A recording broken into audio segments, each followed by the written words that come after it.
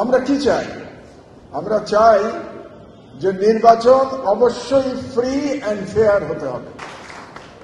অনেকে বলে না যে আপা কি আবার ফিরে আসবে নাকি? আমি বলি ওসব ভুলে যান, আপা অতীত, আপা আর ফিরবে না, কারণ এটা শেষ হয়ে গেছে এবং এই চ্যাপ্টার ইজ ক্লোজড। তবে এটাকে ফাইনালি ক্লোজ করবার জন্য আমাদের সবার একটা শান্তিপূর্ণ গ্রহণযোগ্য নির্বাচন লাগবে। শান্তিপূর্ণ গ্রহণযোগ্য নির্বাচন করতে পারলে শেখ হাসিনার মতো ফ্যাসিস্টদের বাংলাদেশে কবর রচনা হয়ে যাবে। আর 3 মাসের মধ্যে দেশে একটি নির্বাচন হতে যাচ্ছে বলেই আমরা আশা করছি সবাই। কিন্তু নির্বাচন আমরা কি চাই? আমরা চাই যে নির্বাচন অবশ্যই ফ্রি অ্যান্ড ফেয়ার হতে হবে। নির্বাচনে সবাই যেন নির্ভয়ে ভোট দিতে পারেন এবং যে ভোট দেবেন সেই অনুযায়ী যেন বিজয়ীরা নির্বাচিত হন। এটা করবার জন্য সরকারের দায়িত্ব প্রধান, কিন্তু রাজনৈতিক দলগুলোরও দায়িত্ব আছে। কাজে আমি রাজনৈতিক দলগুলোর প্রতি আজকে আহ্বান জানাবো যে আপনারাও জাতির কাছে ওয়াদা করুন যে আপনারা নির্বাচনে কোন রকম কারচুপির আশ্রয় দেবেন না। কারণ কারচুপি শুধু সরকার করে না, দলগুলোও করে, এটাই বাস্তবতা।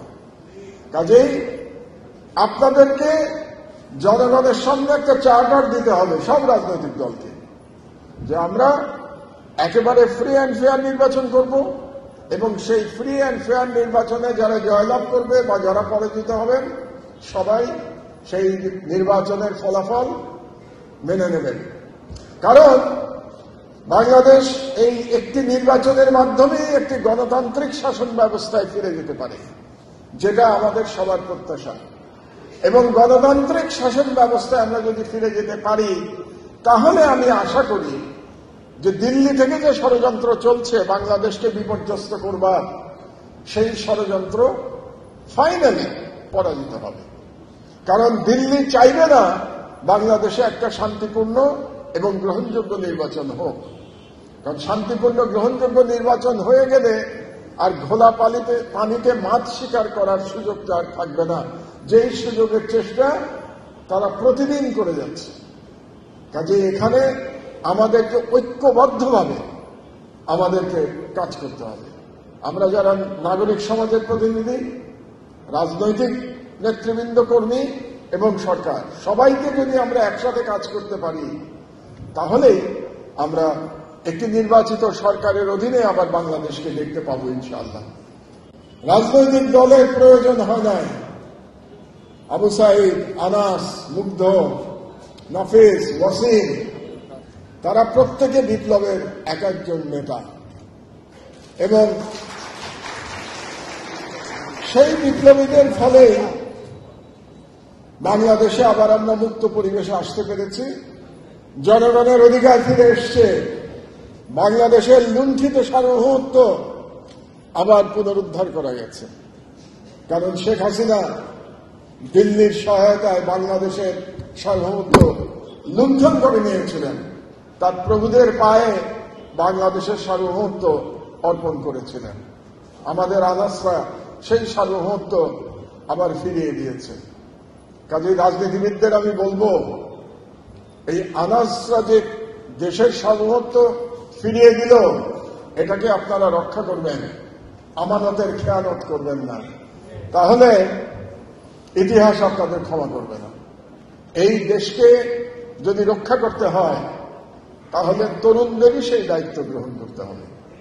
আমার মনে হয়েছে যে এক ধরনের রাজনীতিবিদদের হীনমন্যতা, কারণ তারা পারে নাই, ছেলেরা পেরে গেছে, ছাত্র জনতা পেরে গেছে।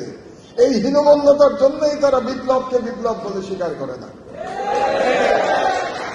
আমি মনে করি জুলাই শুধু অভ্যুত্থান ছিল না, জুলাই বিপ্লব ছিল। কারণ জুলাই শুধু একটি রেজিম চেঞ্জের জন্য হয় নাই।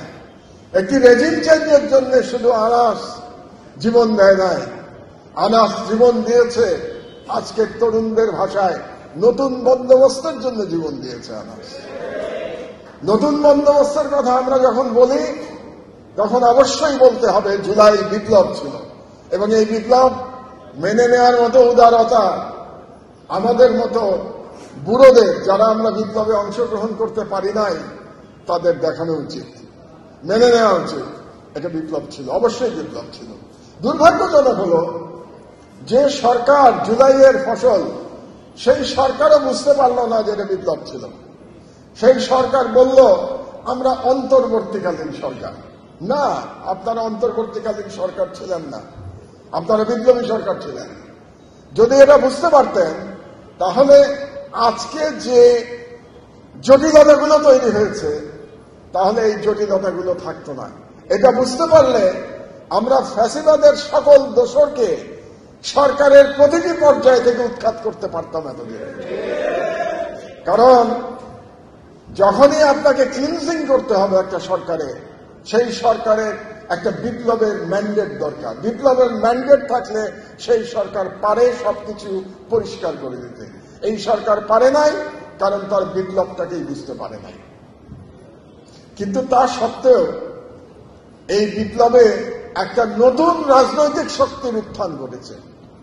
নতুন রাজনৈতিক দল না, দল তো পুরনো আছে, বিএনপি, জামাত, এরা তো আছেই, আরো সব কত কত দল আছে। নতুন রাজনৈতিক শক্তি, এ পলিটিক্যাল পাওয়ার, তারা কারা? বাংলাদেশের তরুণরা। তারা পলিটিক্যাল পাওয়ার হিসেবে জেগে উঠেছে। তাদেরকে যত বড় রাজনৈতিক দলই আপনারা হন না কেন, সেই নতুন তরুণ পলিটিক্যাল পাওয়ারকে আপনারা ইগনোর করতে পারবেন না। এবং এই পলিটিক্যাল পাওয়ার বলতে আমি শুধু এনসিপিকে বলছি না, তরুণ সবাইকে বলছি। এনসিপির ভেতরে এবং বাইরে যারা জুলাই যুদ্ধে অংশগ্রহণ করেছে, প্রত্যেকেই সেই পলিটিক্যাল পাওয়ারের অংশ। বাঙালি মুসলমানের ঐতিহ্য সংস্কৃতি নিয়ে যদি আমরা ধারণ করতে পারি, তাহলে আমরা সাংস্কৃতিক যুদ্ধে জয়লাভ করব ইনশাআল্লাহ। এবং যদি সাংস্কৃতিক যুদ্ধে জয়লাভ করি, তাহলে রাজনৈতিক যুদ্ধেও আমরা জয়লাভ করব। এবং রাজনৈতিক যুদ্ধে জয়লাভ করতে পারলে তখন হাসিনার মতো ফ্যাসিস্ট বিদেশি দালালদের আর কোন স্থান আর বাংলাদেশে হবে না। আমরা প্রকৃত স্বাধীন হয়েছিলাম 1975 সালে 7ই নভেম্বর। 7ই নভেম্বরের যে সিপাহী জনতা বিপ্লব ছিল, সেই বিপ্লবের মাধ্যমে আমরা প্রকৃত স্বাধীনতা অর্জন করেছিলাম। এবং সেই বিপ্লবের মহানায়ক ছিলেন শহীদ জিয়া।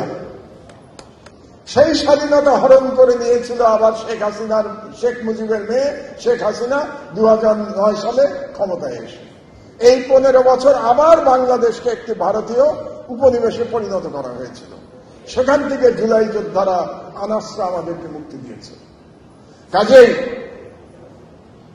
সেই জুলাই যোদ্ধাদের কাছে, এই যে নতুন উদীয়মান রাজনৈতিক শক্তি তরুণদের, তাদের কাছে আমার আহ্বান থাকবে, ভারতের প্রশ্নে কোনো ছাড় নাই। তারা যেন ঐক্যবদ্ধ থাকে এবং তারা যদি রাজনৈতিক দলকে বলে দেয় যে ভারতের সাথে যে দালালি করবে, যে দল করুক না কেন, তাদের বিরুদ্ধে আবার আমরা বিপ্লবের আহ্বান নিয়ে রাস্তায় নামব, তাহলে পরে কোন রাজনৈতিক শক্তির পক্ষে ভারতের দালালি করে বাংলাদেশের শাসন ক্ষমতায় থাকা ইনশাআল্লাহ সম্ভব হবে না।